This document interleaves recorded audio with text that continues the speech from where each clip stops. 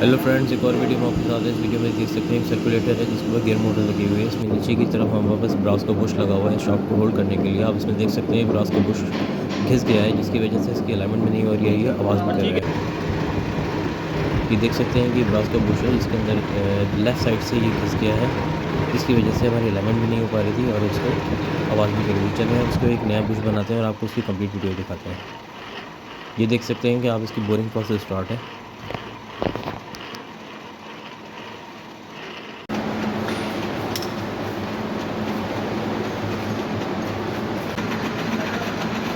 जी भाई।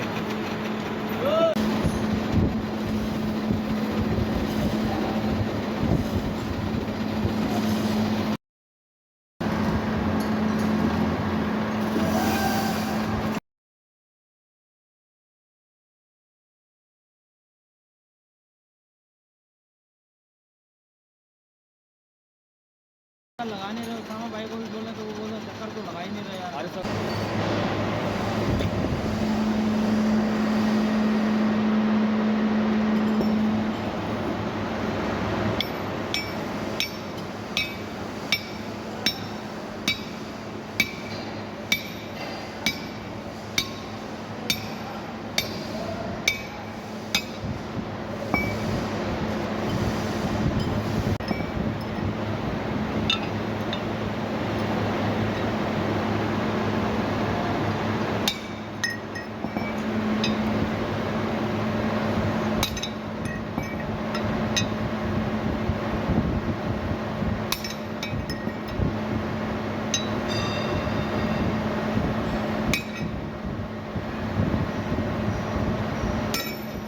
मिनट के बाद भेजो।